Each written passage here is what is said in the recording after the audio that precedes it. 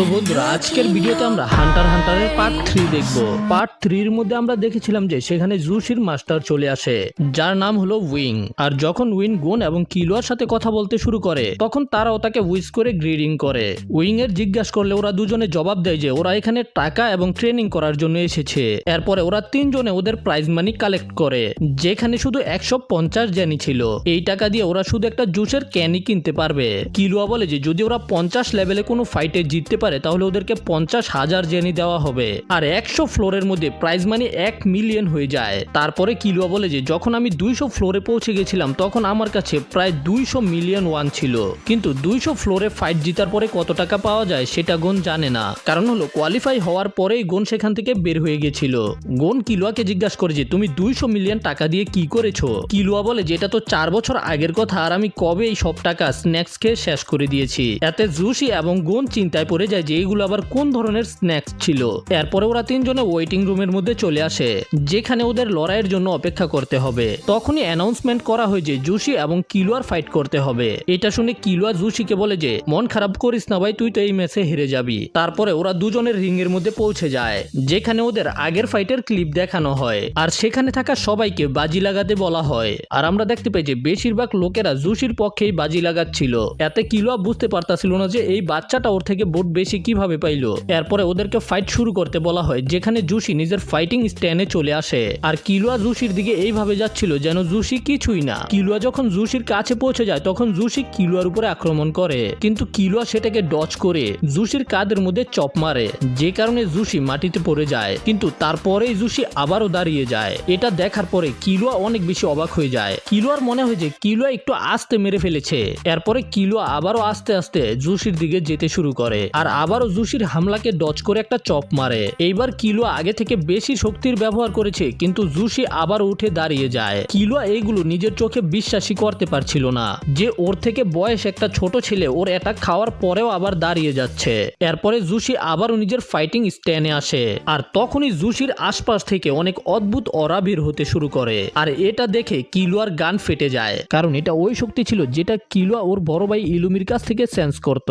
এটা দেখে কিলোয়া পিছনে চলে যায়। তখনই সিটের মধ্যে বসে থাকা জুশির মাস্টার উইং চিল্লায় জুশিকে থামতে বলে আর তারপরে আমাদেরকে আর ফাইট দেখানো হয় না। কিলোয়া সরাসরি গোনের কাছে পৌঁছে যায় আর তাদের ফাইটে অনেক বেশি টাইম লেগেছিল। এই জন্য গোন কিলোয়াকে জিজ্ঞাসা করে যে জুশি কি আসলে অনেক শক্তিশালী নাকি? কিলোয়া বলে যে না, জুশি তেমন স্ট্রং ছিল না, কিন্তু আমি যত শক্তি দিয়ে অ্যাটাক করেছি তারপরেও জুশিকে নকআউট করতে পারিনি। আমি শুধু চপ মেরে কিছু পয়েন্ট জিততে পেরেছি। জুশির কাছে কিছু তো একটা স্পেশাল আছে। আর কিলোয়া তারপরে গোনকে বলে যে জুশির অরা ঠিক তেমন ছিল যেমন ওর বড় ভাইয়ের অরা, আর এই জন্যই কিলোয়া এই পাওয়ারটা সম্পর্কে আরো জানতে চায়। তখন গোন এবং কিলোয়া দেখতে পায় যে জুশি ওর মাস্টারের কাছে ক্ষমা চাইছে আর তাদের কথা শুনে ও জানতে পারে যে এই পাওয়ারের নাম হলো রেন।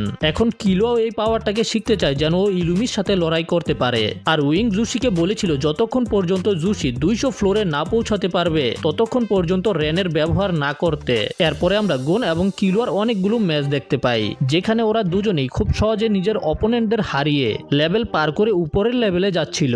এইভাবে ওরা মাত্র 3 দিনের মধ্যে 100 লেভেলের মধ্যে চলে আসে, যে কারণে ওরা দুজনই এই বিল্ডিং এর মধ্যে একটা প্রাইভেট রুম পায়। এটা দেখার পরে গোন অনেক খুশি ছিল, কিন্তু কিলোয়া বলে যে বেশি খুশি হওয়ার দরকার নেই, এখন আরো কষ্ট করে লড়াই করতে হবে। যদি তুমি হেরে যাও তাহলে তোমাকে 90 লেভেলে নামিয়ে দেওয়া হবে, তার সাথে সাথে এই রুমও তোমার হাত থেকে চলে যাবে। কিন্তু গোন ঠিক ওইভাবেই লড়াই করছিল সচরাচর যেভাবে লড়াই করে, আর শুধু একটা ধাক্কা দিয়েই নিজের অপোনেন্টদেরকে হারিয়ে দেয়। আর কিলোয়া মনে মনে ভাবে যে আমি শুধুই ওর জন্য চিন্তা করছিলাম। আর এরপরে ওরা আরো অনেকগুলো ম্যাচ জিতে 150 লেভেলের মধ্যে চলে আসে। আর এই লেভেলের মধ্যে আসার পরে ওরা অনেকগুলো টাকা পায়, এত বেশি টাকা পায় যে ওরা টাকায় অন্ধ হয়ে যায়। কিলোয়া বলে যে প্রথমে আমার 2 মাস লেগেছিল 150 ফ্লোরে আসার জন্য, কিন্তু তুমি তো শুধু 1 সপ্তাহের মধ্যেই পৌঁছে গেছো।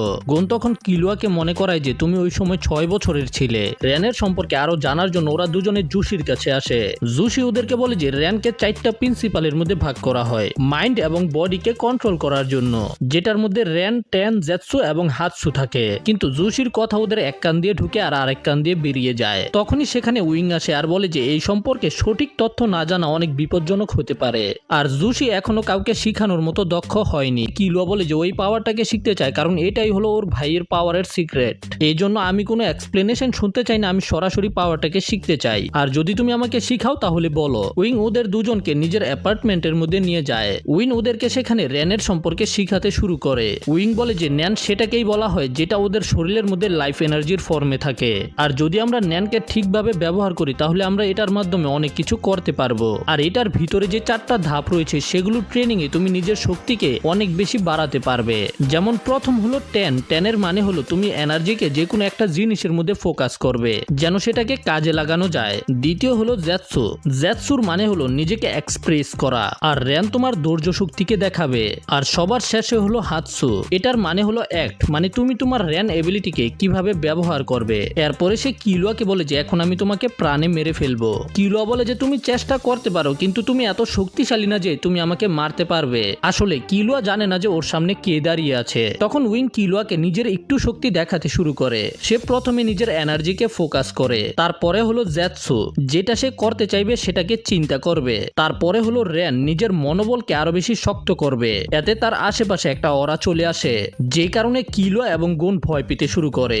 গোন কোনোভাবে নিজের ভয়কে কন্ট্রোলে রাখছিল, কিন্তু কিলুয়া এত বেশি ভয় পেয়ে যায় যে সরাসরি গিয়ে দেওয়ালের সাথে আটকে যায়। এখন কিলুয়া বুঝতে পারতাছে যারে কিলুয়া দুর্বল মনে করছিল সে আসলে কত শক্তিশালী হতে পারে। উইং বলে যে আমি তোমাকে ভয় দেখানোর জন্য শুধু র্যানের ব্যবহার করেছি, কিন্তু এটা অনেক বেশি ভয়ানক, যতক্ষণ পর্যন্ত তুমি সম্পূর্ণভাবে শিখতে না পারবে এটার ব্যবহার করবে না। আর যখন ওরা দুজন সেখান থেকে চলে যাচ্ছিল তখন উইং ওদেরকে বলে যে সবার প্রথমে তোমাদেরকে টেনে ফোকাস করতে হবে।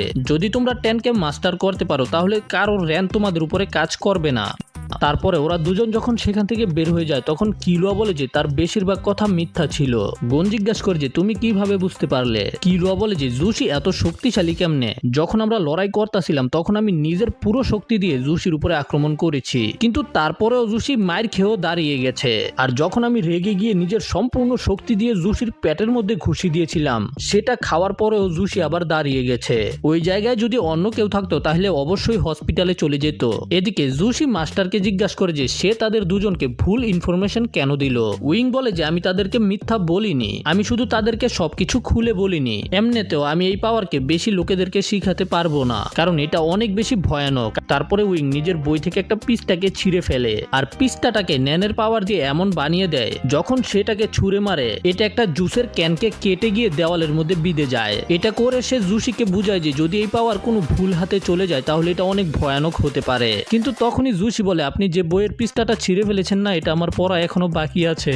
আপনি অন্য কোনো ভাবে আমারে বুঝাইতে পারলেন না। আর আপনি যে ক্যানটাকে কেটে ফেলেছিলেন সেটা আমি খাওয়ার জন্য রেখেছিলাম, যে কারণে জুসির মন খারাপ হয়ে যায় আর উইং নিজেকে কুল দেখাতে গিয়ে গাদা হয়ে যায়। যাই হোক, এরপরে আমরা গোন এবং কিলুয়াকে দেখতে পাই যারা অলরেডি 198 লেভেলের মধ্যে পৌঁছে গেছে, আর 200 ফ্লোরে যাওয়ার জন্য ওদের মাত্র 2টা লেভেল বাকি আছে। গোনের সাথে যার লড়াই ছিল সে বলে যে আমি একটা সাপের মতো লড়াই করি, আমাকে কিভাবে ধরবি তুই?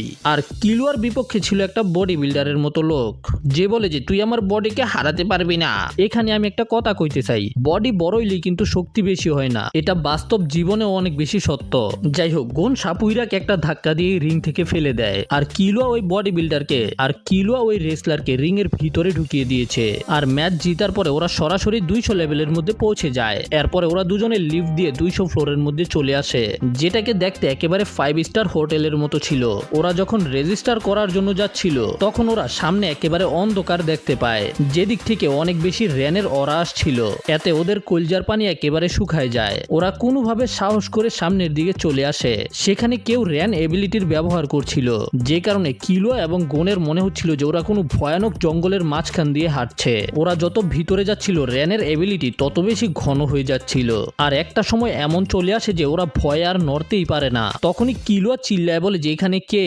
তখন সেখানে একটা মেয়ে বেরিয়ে আসে আর বলে যে তোমাদের ম্যাচের জন্য আজকেই রেজিস্টার করতে হবে। কিন্তু ওরা দুজনে কিছুই বুঝতে পারে না ওই র্যান এবিলিটি কে ব্যবহার করছিল, এটা কি এই মেয়েটা ছিল নাকি অন্য কেউ। মেয়েটা বলে যে এই ফ্লোর থেকে তোমরা যে কোনো ধরনের অস্ত্রের ব্যবহার করতে পারবে, আর এখান থেকে তুমি যতটা ম্যাচ জিতবে সেটার কোনো প্রাইজ মানি পাবে না। এখান থেকে তুমি শুধু নিজের গ্লোরির জন্য লড়াই করবে। তখনই ওই মেয়েটার কাছে একটা কার্ড আসে, আর কার্ড মানে তো বুঝতেই পারছো এখানে কে আছে। হিসুকা ওই মেয়েটার পিছনেই দাঁড়িয়ে ছিল। তার মানে হলো যে হিসুকা এই রেন এবিলিটির ব্যবহার করছিল আর ওরা দুজনে হিসুকাকে দেখতে পেয়ে অনেক বেশি ভয় পেয়ে যায়। কিলুয়া জিজ্ঞাসা করে যে তুমি এখানে কি করছো। হিসুকা বলে যে তোমরা তো জানোই আমি ফাইটিং কে কত বেশি পছন্দ করি, কিন্তু আসল প্রশ্ন হলো যে তোমরা দুজনে এখানে কি করছো। আরে ভয় পেও না, আমি জানতাম তোমরা দুজনে এখানে আসবে।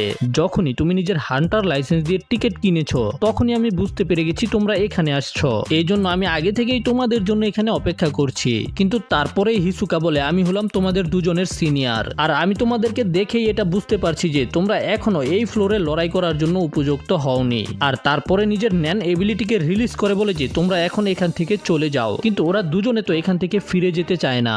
এই জন্য হিসুকা নিজের র্যান এবিলিটিকে অ্যাক্টিভ করে সেখানেই বসে পড়ে আর বলে যে আমি তোমাদের দুজনকে এখান থেকে সামনে যেতে দিব না। আর হিসুকার অরার কারণে ওরা দুজনে সামনে এক পাও আগাতে পারছিল না। তখনই পিছন থেকে উইং বলে যে মগার মতো কাজ করা বন্ধ করো, তোমরা নিজেদেরকে র্যান থেকে এইভাবে বাঁচাতে পারবে না। যদি তোমরা সামনে যাওয়ার চেষ্টা করো তাহলে তোমরা মারাও যেতে পারো। কিলুয়া বলে যে তাহলে এটাই র্যান, তুমি আমাদেরকে মিথ্যা কেন বলেছো। উইং বলে যে হ্যাঁ আমি তোমাদেরকে মিথ্যা বলেছিলাম, কিন্তু আমি এখন তোমাদেরকে র্যান সম্পর্কে সবকিছু শিখাবো, কিন্তু প্রথমে তোমাদের এখান থেকে আমার সাথে আসতে হবে। গোন ওই মেয়েটাকে জিজ্ঞাসা করে যদি আমরা আজকে রেজিস্টার না করি তাহলে কি হবে। মেয়েটা বলে যে তুমি যদি মাঝরাতের আগে রেজিস্টার না করো তাহলে তোমাকে আবারও 0 লেভেলের মধ্যে পাঠিয়ে দেওয়া হবে। কিলুয়া যেহেতু এর আগেও একবার 200 লেভেলে এসেছিল, এই কারণে যদি কিলুয়া রেজিস্টার না করে তাহলে কিলুয়া আর কখনোই এখানে আসতে পারবে না। তো কিলুয়া উইংকে জিজ্ঞাসা করে তুমি কি মাঝরাতের আগে আমাদেরকে শিখাতে পারবে। উইং এটা শুনে বলে যে সেটা তোমাদের উপরে নির্ভর করবে তোমরা কি শিখতে পারবে কিনা। রুমে আসার পরে উইং ওদেরকে শিখাতে শুরু করে। সে একটা ফুলদানি দেখিয়ে বলে যে এটাকেই ন্যান এবিলিটি বলা হয়। ন্যান হলো আমাদের সোল এনার্জি যেটা আমাদের বডি এমনিতেই রিলিজ করতে থাকে, কিন্তু যখন আমরা ওই জিনিসটাকে নিজেদের বডির আশেপাশে মেনটেন করে রাখি সেটাকে ট্যান বলা হয়। ট্যানের সাহায্যে তুমি নিজেদের বডির আশেপাশে একটা ব্যারিয়ারের মতো বানাতে পারবে, এতে তোমাদের বডি অনেক স্ট্রং হয়ে যাবে। তারপরে সে জ্যাৎসুর সম্পর্কে বলে, যেটার মানে হলো যে কিছুই না, তুমি তোমার লাইফ এনার্জিকে এমন ভাবে লুকিয়ে ফেলবে কেউ তোমার প্রেজেন্সকে ফিলই করতে পারবে না, আর এটা নিজের হিলিং এবং রিকভারির জন্য অনেক কাজে আসে। এরপরে সে র্যান সম্পর্কে বলে, এতে তুমি অনেক স্ট্রং অরা জেনারেট করতে পারবে যাতে তোমার সামনে থাকা ব্যক্তি ভয় অনুভব করতে পারে। তারপরে সে একেবারে হালকা র্যান রিলিজ করে ওদেরকে দেখায় আর ওদের দুজনকে জিজ্ঞাসা করে তোমরা কি এটা অনুভব করতে পেরেছো।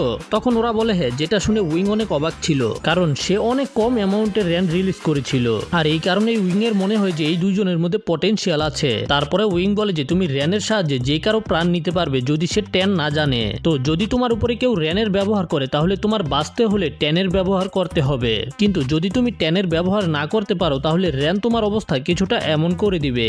আর বলে যে যদি তুমি তোমার অবস্থায় এই দেওয়ালের মতো করতে না চাও তাহলে তোমার সবার আগে ট্যানকে মাস্টার করতে হবে। উইং বলে যে ন্যান শিখার দুইটা পদ্ধতি আছে। প্রথম পদ্ধতি হলো ধীরে ধীরে, যেমন 6 মাস ধরে জুসি শিখতেছে, আর দ্বিতীয় পদ্ধতি হলো জোর করে শিখা, কিন্তু ওইটা বিপজ্জনক হতে পারে। কিন্তু কিলো আর গোনের কাছে তো মাত্র মাঝরাত পর্যন্ত সময় আছে। উইং বলে যে তুমি এই দেওয়ালটাকে দেখেছো, আমি এটার অবস্থা হাতসুর মাধ্যমে করেছি, তাই যদি তোমরা তাড়াতাড়ি শিখতে চাও তাহলে আমার তোমাদের বডির মধ্যে এটাকেই ব্যবহার করতে হবে, কিন্তু একটু ভুল হলেই তোমাদের অবস্থা এই দেওয়ালের মতো হয়ে যেতে পারে। আমি নিজের অরাকে তোমাদের বডির মধ্যে প্রবাহিত করব যেন তোমাদের বডির মধ্যে থাকা সকল পয়েন্টগুলো ওপেন হয়ে যায়, যেন অরা স্বাধীনভাবে ফ্লো হতে পারে, কিন্তু তখন তোমাদেরকে ওই অরাকে কন্ট্রোল করতে হবে। আর যদি তোমরা না করতে পারো তাহলে তোমাদের কেল্লা ফতে হয়ে যাবে। তখন কিলুয়া জিজ্ঞাসা করে প্রথম তো আপনি আমাদেরকে কিছুই বলছিলেন না আর এখন সবকিছু একটার পর একটা বলেই যাচ্ছেন। উইং বলে যে 200 ফ্লোরের সবাই ন্যানের ব্যবহার করতে পারে আর তোমরা তো জানোই এটা কত ভয়ানক টেকনিক, তাই যদি তোমরা ন্যানকে মাস্টার না করেই 200 ফ্লোরের মধ্যে লড়াই করতে যাও তাহলে তোমাদের কেল্লা ফতে তো হবেই। তারপরে উইং ওদের দুজনকে নিজের সামনে দাঁড় করিয়ে ওদের দুজনের বডির মধ্যে নিজের অরাকে আস্তে আস্তে ছাড়তে শুরু করে। কিলুয়ার এটাকে ঠিক নিজের ভাইয়ের মতো মনে হচ্ছিল, কিন্তু এটা অনেক কম শক্তিশালী, কারণ হলো যদি উইং এত শক্তির ব্যবহার করে তাহলে ওরা দুজনেই মারা যাবে। তারপরে হঠাৎ করে উইং ওদের দুজনের বডির ভিতরে অরার ফ্লো বাড়িয়ে দেয় আর এটা হতে ওদের বডির সকল পয়েন্ট খুলে যায়, যে কারণে ওরা নিজেদের বডির অরাকে দেখতে পারছিল। ওরা ওদের দুজনের বডি থেকে অনেক দ্রুত গতিতে বেরিয়ে যাচ্ছিল, এই জন্য উইং ওদের তাড়াতাড়ি এগুলোকে কন্টেন্ট করতে বলে। এটা শুনে ওরা দুজনে মেডিটেট করতে শুরু করে আর খুব তাড়াতাড়ি ওরাকে নিজেদের বডির মধ্যে মেনটেন করতে শিখে যায়। আর ওদের দুজনকে এত তাড়াতাড়ি শিখতে দেখে উইং নিজেও অনেক অবাক ছিল। এরপরে সে ওদের দিকে অনেক পাওয়ারফুল একটা র্যান এনার্জি রিলিজ করে, এটা দেখার জন্য যে গোন এবং কিলুয়া নিজেদেরকে বাঁচাতে পারে কিনা। এরপরে আমরা হিসুকাকে দেখতে পাই যার সামনে গোন এবং কিলুয়া আসে। হিসুকা আবার ওদেরকে থামানোর জন্য নিজের অরাকে রিলিজ করে, কিন্তু এইবার ওরা দুজনে নিজেদেরকে বাঁচাতে পারে। নিজেদেরকে বাঁচিয়ে ওরা ধীরে ধীরে হিসুকার সামনে চলে আসে আর হিসুকা ওদেরকে বলে যে আমি জানি আমাদের লড়াইয়ের আগে তুমি এখানে ট্রেনিং করতে এসেছো, কিন্তু তুমি তুমি সবেমাত্র 10কে মাস্টার করেছো, এই জন্য এখন আমি তোমার সাথে লড়াই অ্যাকসেপ্ট করব না, কিন্তু যদি তুমি এখানে একটা ফাইটও জিততে পারো তাহলে আমরা লড়াই করতে পারি। তারপরে গোন এবং কিলুয়া রেজিস্টার করার জন্য চলে যায়, আর সেখানে থাকাই কিছু লোকেরা ওদের উপরে নজর রাখছিল। তারপর ওরা যখন রেজিস্টার করে তখন মেয়েটা বলে যে ওদের কাছে লড়াই করার জন্য 90 দিন সময় আছে, আর যদি ওরা পরের ফ্লোরে যেতে চায় তাহলে ওদেরকে 10টা ম্যাচ লাগাতার জিততে হবে। একটা ম্যাচও হেরে গেলে ওরা পরের লেভেলে যেতে পারবে না, আর যদি ওরা 4টা ম্যাচ হেরে যায় তাহলে ওদেরকে ডিমোট করে দেওয়া হবে। আর যদি ওরা 10টা থেকে 10টা ম্যাচ জিততে পারে তাহলে ওরা যে কোনো ফ্লোর মাস্টারকে চ্যালেঞ্জ করতে পারবে। তারপরে মেয়েটা ওদেরকে আরো অনেক জিনিস সম্পর্কে বলতে থাকে, কিন্তু ওদের এতে কোনো আগ্রহ ছিল না, কারণ গোন তো শুধু হিসুকার সাথে লড়াই করতে চায়। ঠিক তখনই গোন একটা ফাইটের জন্য নিজেকে রেজিস্টার করে দেয়, যেন গোন নিজের এবিলিটিকে টেস্ট করতে পারে। ঠিক তখনই সেখানে ওই 3জন পৌঁছে যায়, কারণ ওরা নতুন লোকেদের জন্য অপেক্ষা করে রেজিস্টার করার জন্য, যেন তারা তাদের পরপরই রেজিস্টার করে তাদের সাথে লড়াই করতে পারে। আর যখন ওরা রেজিস্টার করে নিজেদের রুমে চলে যাচ্ছিল তখন কিলো ওদের 3জনকে দেখে বুঝতে পেরে যায় যে এরাই ওই 3জন যাদের সম্পর্কে ওরা শুনেছে, যারা নতুন লোকেদের সাথে এই জন্য লড়াই করে যেন তারা তাদেরকে মেরে ফেলতে পারে। তারপরে ওরা দুজনের রুমে চলে আসে, যেখানে গোন এখনো লড়াই করার জন্য সিরিয়াস ছিল না। গোন তো শুধু এই 5 স্টার হোটেলের মতো রুমকে পেয়ে অনেক বেশি খুশি ছিল। তখন টিভির মধ্যে নোটিফিকেশন আসে যে কালকে 3টা বাজে ওদের ম্যাচ শুরু হবে। এরপরে আমরা সরাসরি ফাইটের সিন দেখতে পাই, যেখানে গোনের লড়াই হবে গিলোর সাথে। তখনই আমাদের অতীতের সিন দেখানো হয়, যেখানে উইং বলেছিল তোমরা 2 মাস পর্যন্ত লড়াই করো না, আর আমি এই সময়ে ন্যানের সম্পর্কে তোমাদেরকে সবকিছু শিখিয়ে দেব। তোমরা শুধু এখন 10 শিখতে পেরেছো, আর যদি কারো ন্যান এবিলিটি তোমাদের 10-এর থেকে বেশি শক্তিশালী হয়ে থাকে তাহলে তারা তোমাদের 10কে পেনেট্রেট করতে পারবে। কিন্তু গোন তার কথা না শুনে লড়াই করতে চলে এসেছে। এরপরে ওদের লড়াই শুরু করে দেওয়া হয়, যেখানে আমরা দেখতে পাই যে গিডোর লড়াই করার স্টাইল অনেক বেশি আজব ছিল। সে অনেকগুলো লাঠিমকে ঘুরিয়ে গোনের চারিদিকে ছড়িয়ে দেয়, আর ওই লাঠিমগুলোর মধ্যে সে নিজের ন্যান এবিলিটি ঢুকিয়ে রেখেছে। তখনই 2টা লাঠিম একসাথে টক্কর খায়, আর একটা লাঠিম গিয়ে গোনের উপরে অনেক জোরে ধাক্কা দেয়। আর এই লাঠিমগুলো গোনের উপরে এমন র্যান্ডাম ভাবে অ্যাটাক করছিল যে গোন এগুলোকে বুঝতেই পারছিল না। তখনই আরো একটা লাঠিম গোনের দিকে লাফ দেয়, কিন্তু সামনে থেকে হওয়ার কারণে গোন সেটাকে ডচ করে ফেলে। কিন্তু গোন বুঝতে পেরে গেছে যে ও এগুলোকে বেশিক্ষণ ডচ করতে পারবে না, কারণ সেখানে অনেকগুলো লাঠিম ছিল, এগুলো অনেক ছোট কিন্তু মেটালের। যখনই এগুলো হিট হয় মনে হয় যে কেউ হাতুড়া দিয়ে বাড়ি দিচ্ছে। এগুলো দেখে কিলোয়াও চিন্তায় পড়ে যায়, আর উইংও বাইরে থেকে গোনের এই লড়াইকে দেখছিল। গোন অনেক চেষ্টা করে যে বুঝার জন্য কোন লাঠিমটা কখন আক্রমণ করবে, কিন্তু তারপরেও কোনো কাজ হয় না। প্রতিবারই গোনের উপর একটা না একটা লাঠিম লেগে যায়, আর যতবারই গোন নিচে পড়ে যায় ততবার গিটো 2 পয়েন্ট করে পায়। আর এদিকে উইং জুশিকে বলছিল যে গিটো এই টেকনিকটি কিভাবে ব্যবহার করছে। আসলে গিটো এই সবগুলো লাঠিমকে নিজের ন্যানের মাধ্যমে কন্ট্রোল করছে, আর এগুলো এত ছোট ছোট হওয়ার কারণে সে এতগুলোকে একসাথে কন্ট্রোল করতে পারছে। আর যখন গোন ফোকাস করে সেগুলোকে ডজ করার চেষ্টা করে তখন গোন নিজের ন্যানকে মেনটেন করতে পারে না, আর গিটোর হামলার কারণে সোজা স্টেজ থেকে বাহিরে গিয়ে পড়ে। গোন আবার দাঁড়িয়ে দেখতে পায় যে একটা লাঠিম রিং এর বাহিরে পড়ে আছে, আর এই লাঠিমটা গোনের উপরে হামলা করছিল না, তার সাথে সাথে রেফরিও রিং এর বাহিরে দাঁড়িয়ে আছে। এতে গোনের এটা বুঝতে দেরি হয় না যে এই লাঠিমগুলোরও অ্যাটাক করার একটা রেঞ্জ রয়েছে। এই জন্য গোন লাঠিমগুলোকে ডজ করার বদলে সরাসরি গিটোর উপরে আক্রমণ করার চিন্তা করে। এই জন্য গোন অনেক তাড়াতাড়ি রিং এর ভিতরে যায়, আর লাফিয়ে গিটোর উপরে হামলা করতেই যাচ্ছিল তখনই গিটো নিজেও একটা লাঠিমের মতো ঘুরতে শুরু করে, যে কারণে গিটো একসাথে নিজেকে ডিফেন্ডও করতে পারছে আবার অ্যাটাকও করতে পারছে। আর যখন গোন গিয়ে তার সাথে টক্কর খায় তখন উড়ে গিয়ে অনেক দূরে পড়ে। এই কারণে গিটো আরো 3 পয়েন্ট পেয়ে যায়, যে কারণে গিটোর মোটমাট 9 পয়েন্ট হয়ে গেছে। এখন গিটোর শুধু 1 পয়েন্টের দরকার ম্যাচ জেতার জন্য। এটা দেখে উইং বলে যে যদি গোন হাতসুকে শিখে ফেলতো তাহলে গোন খুবই সহজে তাকে ওভার পাওয়ার করে হারাতে পারতো, কিন্তু গোন তো এখনো র্যানকেও ঠিকভাবে ব্যবহার করতে পারে না। যাই হোক, এরপরে গোন আবারও রিং এর মধ্যে ফিরে আসে, আর গোন নিজের ট্যানকে একেবারে ডিসেবল করে দেয়, যেটা দেখে কিলোয়া এবং উইং অনেক বেশি অবাক হয়ে যায়। উইং চিন্তা করে গোন শুধু নিজের ট্যানকে বন্ধ করেনি, তার সাথে সাথে সকল পয়েন্টগুলোকেও বন্ধ করে দিয়েছে। তার মানে হলো গোন এখন জ্যাৎসুর ব্যবহার করে নিজের প্রেজেন্সকে সম্পূর্ণভাবে লুকিয়ে ফেলেছে। কিন্তু আমি তো গোনকে এখন পর্যন্ত এটা শিখাইনি। সবগুলো লাঠিম গোনের আশেপাশে ঘুরছিল। কিলোয়া চিল্লায় বলে যে তুই ট্যানকে বন্ধ করে দিলি কেন, কিন্তু গোন এইবার খুব সহজেই লাঠিমের অ্যাটাকগুলোকে ডজ করতে পারছিল। এটা দেখে এমন মনে হচ্ছিল যে যেমন গোন ডান্স করছে। এটা দেখে গিটোর সাথে সাথে উইং এবং কিলোয়াও অবাক হয়ে যায়। যাই হোক, এরপরে আমরা সরাসরি গোনকে বিছানাতে পড়ে থাকতে দেখতে পাই। গোনের পাজরের 3টা হাড্ডি ভেঙে গেছে এবং তার সাথে সাথে হাতও ফ্র্যাকচার হয়ে গেছে, যে কারণে কিলোয়া গোনের উপরে রাগারাগি করছে। কারণ হলো যে ডক্টর বলেছে গোনের ঠিক হতে মোটামুটি 4 মাস সময় লাগবে, কিন্তু তখনই গোন একেবারে ক্যাজুয়াল ভাবে বলে যে আমার ভাইটাল অর্গানের কিছুই হয়নি, এই জন্য আমি তাড়াতাড়ি ঠিক হয়ে যাব। আর এটা শুনে কিলোয়া গোনের ভাঙা হাতের মধ্যে লাথি দেয়, যে কারণে কারণে গুণ বেচারা ব্যথায় চিল্লাতেও পারে না। আর তখনই সেখানে উইং আসে, যে সরাসরি গুণের চেহারার মধ্যে একটা চটকনা দেয় আর ওই সবকিছু বলছিল যেগুলো এতক্ষণ কিলুয়া গুণকে বলছিল। উইং জিজ্ঞাসা করে যে তোর ঠিক হইতে কয় মাস সময় লাগবে। কিলুয়া তখন মিথ্যা কথা বলে যে 2 মাস লাগবে। এটা শুনে উইং বলে যে 2 মাস পর্যন্ত গুণ কোনো লড়াই করতে পারবে না। যদি তুমি আমার কথা শোনো তাহলেই আমি তোমাদেরকে জ্ঞান সম্পর্কে শিখাতে পারবো, আর যদি না করো তাইলে ভুলে যাও। যাই হোক, এখানেই আমরা এই পার্টটাকে শেষ করব। যদি তোমার ভিডিও ভালো লেগে থাকে তাহলে লাইক করো, আর চ্যানেলে নতুন হলে সাবস্ক্রাইব করো। দেখা হবে পরের ভিডিওতে, সেই পর্যন্ত টাটা বাই বাই।